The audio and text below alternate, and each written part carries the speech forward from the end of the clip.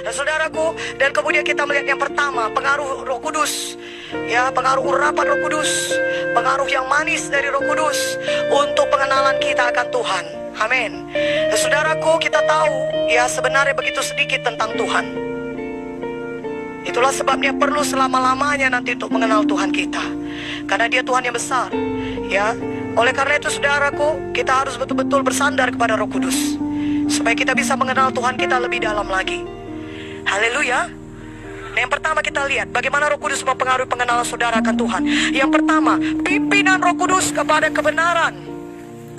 Di bawah pengaruh yang manis Roh Kudus, saudara akan dipimpin kepada kebenaran. Suatu saudara membaca Alkitab. Haleluya.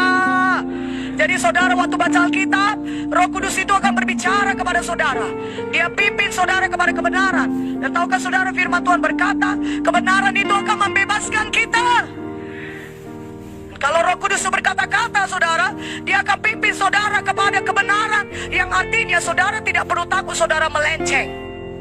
Karena ada juga orang Kristen berkata, takut kali aku menyimpang dari jalan Tuhan, takut kali aku melakukan hal yang salah. Tidak usah takut. Kalau hati saudara murni seperti itu, datang kepada Roh Kudus. Biarkan Roh Kudus memenuhi saudara, penuh dengan Roh Kudus, berbahasa roh, minta Roh Kudus menerangkan arti Alkitab. Maka Dia akan memimpin saudara pada segala kebenaran. Justru Dia lebih mau memimpin saudara pada segala kebenaran. Haleluya. Roh Kudus memimpin kepada kebenaran, sudah. Jadi siap-siap. Jangan tidak bersiap sedia. Karena kadang-kadang Roh Kudus itu bekerja dengan cepat. Roh Kudus bekerja dengan tiba-tiba. Saudara sudah doakan itu beberapa lama. Saudara sudah pikirkan itu. Saudara sudah tanya kepada Tuhan. Haleluya. Ya, setiap hamba Tuhan harus dikuasai Roh Kudus. Amin. Jangan bergantung lagi kepada indera dan memakai pikiran, terus memakai kepintaran manusia. Harus mau bertanya kepada Roh Kudus. Apa yang harus kulakukan Roh Kudus? Apa yang harus kukerjakan hari ini? Bagaimana aku menghadapi ini? Nah, saudara sudah doakan itu begitu lama. Dan ketika Roh Kudus itu, saudara baca firman, Roh Kudus itu bisa berbicara kepada saudara. Kebenaran-kebenaran firman itu bisa muncul keluar. Dan itu juga merupakan satu berkat bagi saudara. Karena bisa saja Tuhan berkata, khotbahkan ini kepada jemaatmu, kata Tuhan. Tuhan pimpin seperti itu. Haleluya. Yang kedua, Roh Kudus mengingatkan.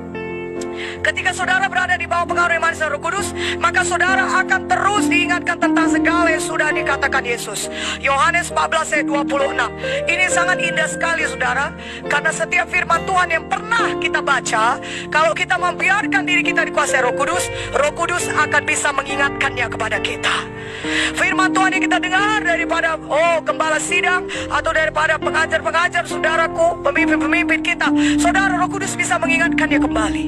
Dan firman Tuhan yang pernah saudara baca, Roh Kudus lah yang mengingatkannya. Kadang-kadang kita tidak mempelajari itu pada hari itu. Bukan itu yang kita baca firmannya. Tapi ketika kita melayani seseorang, Roh Kudus bisa mengingatkan kita. Dan hal ini bisa kita peroleh dengan cepat. Dan kita tidak menjadi buntu kalau kita membiarkan diri kita dikuasai Roh Kudus. Segera Roh Kudus akan menolong kita, karena memang kerjanya ini mengingatkan kita untuk firman Tuhan yang pernah diajarkan kepada kita. Haleluya.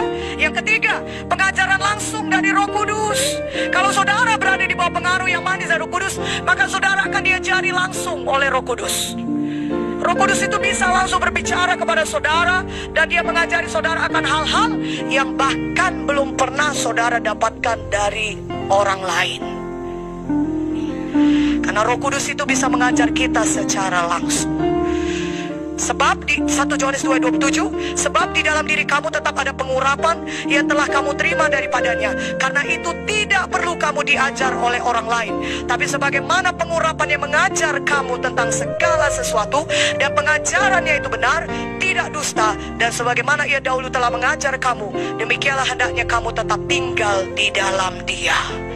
Jadi kalau kita tinggal membiarkan Zoe menguasai kita, Roh Kudus menguasai kita tiap hari, saudara akan dapat banyak hal-hal yang baru dari Tuhan. Ya, tidak secara implisit itu dikatakan kepada saudara ya di dalam sidang Tuhan ini. Tapi ketika saudara berada di tempat pelayanan, saudara dengar langsung dari Roh Kudus, ini begini, ini begini, ini begini, ini begini. Haleluya.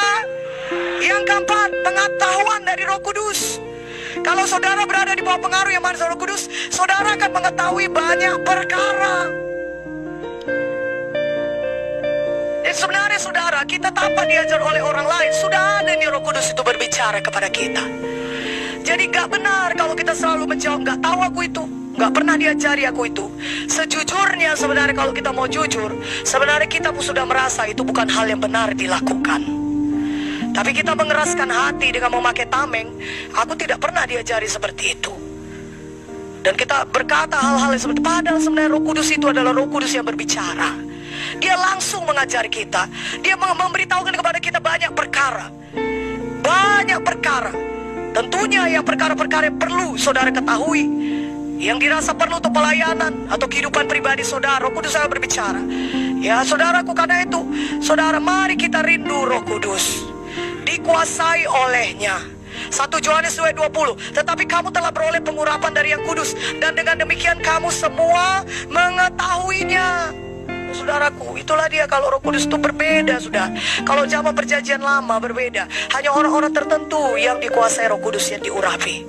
Tapi sekarang semuanya kita bisa mengenal pengenalan akan Tuhan saudaraku lewat Roh Kudus. Amin.